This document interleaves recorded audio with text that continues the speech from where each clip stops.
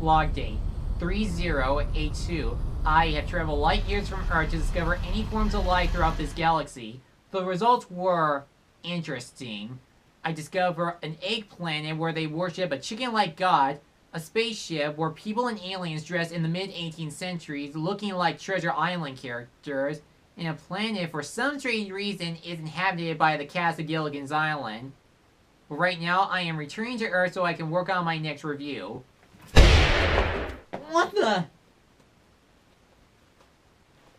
Marvin, what is going on? Get the ship moving. I'm afraid I can't do that, Patrick. Why not? We are unfortunately being caught in a tractor beam. On screen, please. Uh-oh. This is Mad Hatter Patrick of the Chester Enterprise. State your name and business.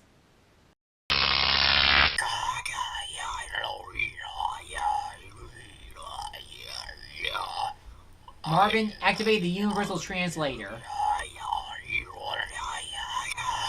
I am the commander of the Drays, and we do not like human beings like you entering our territory because we are afraid of what you will become in the future. By orders of our queen, we will eliminate you. Any questions? Actually, I do, like, so many questions. What is it that we're going to evolve into? We don't know. Are we going to become super intelligent? We don't know. Are we going to become gods? We don't know. What makes us a threat than any other alien in the galaxy? We don't know. What's the capital of North Dakota? We don't know. What's Batman's secret identity? We don't know. What's 1 plus 1? We don't. Wait a minute. That's it. Prepare to be destroyed. Oh, I don't think so. Do you want to know why? Why? It's a trap! What? After him.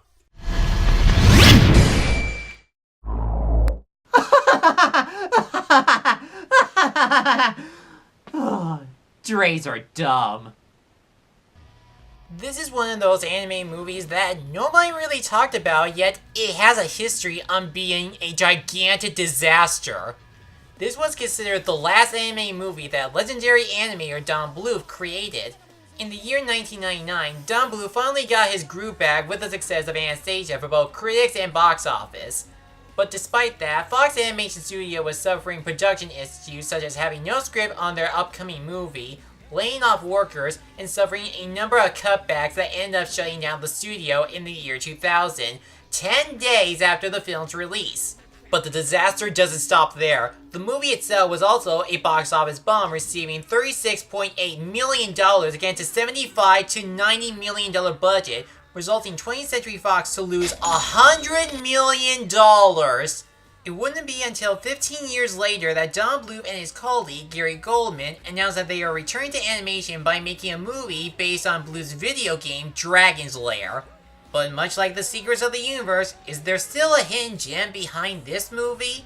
Welcome to another episode of the Wonder Reviews. It's time to see if the stars can align. This is Titan A.E. So what I witnessed throughout this movie, it definitely shows that there are some issues to the movie, like its production. Okay, the plot is not spectacularly bad like a Troll in Central Park or Rockadoodle. This one ended up rather boring.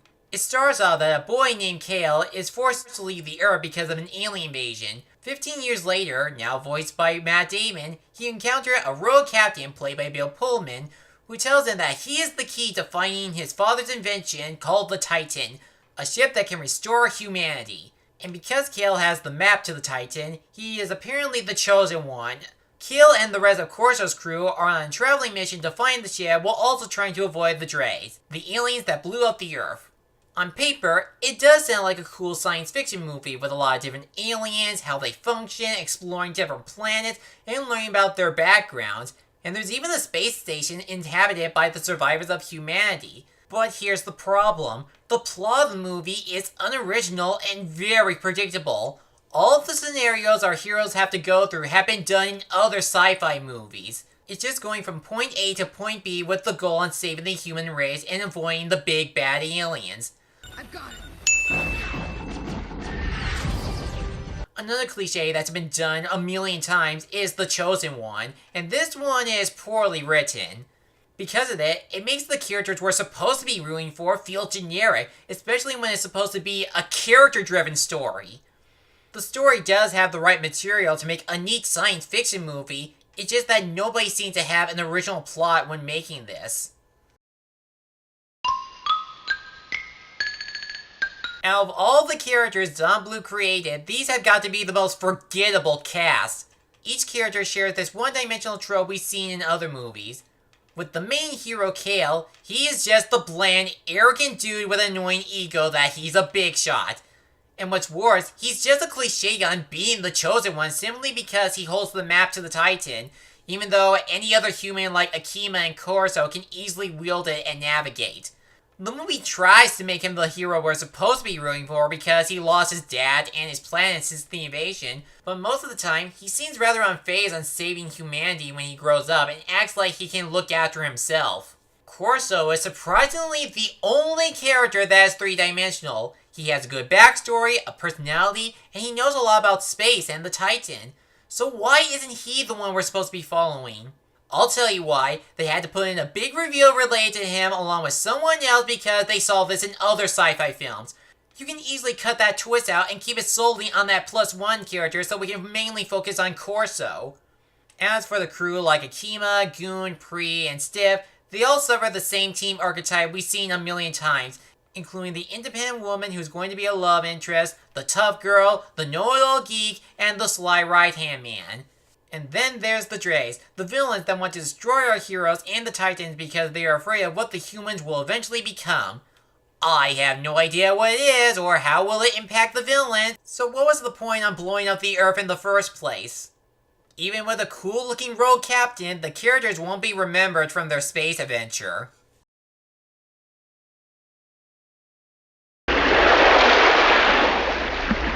Although the movie suffers some production issues, I can still say the animation still looks good. The film is known for using both 2D and 3D animation. With the 2D animation, the human characters are given a realistic look and movements. As for the aliens, they are also impressive with their unique Treasure Planet-esque appearances and creative character animation. But when it comes to the 3D components, that's where things are starting to feel like a mixed bag. Sometimes they work on the ships and the otherworldly effects like the angels, but then you have some like the computer animated landscapes and the Dreys feel dated and make the effects look really fake. And whenever the movie puts in both the 2D and 3D components, sometimes they don't often mix well.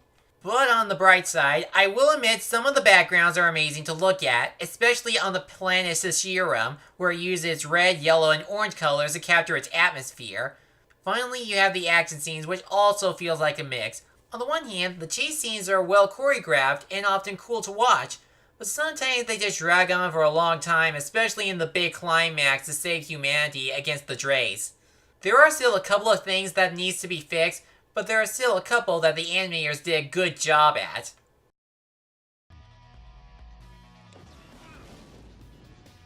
In space, nobody can hear this movie scream.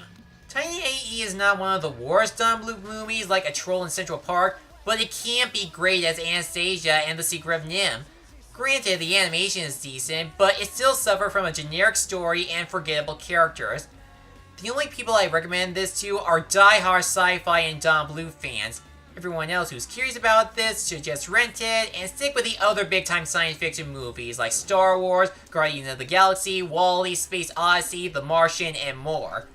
It may have blew up Fox Animation Studio, but at least Bluth's passion for animation survived the explosion. Now if you'll excuse me, I'm going to rescue a princess from another planet.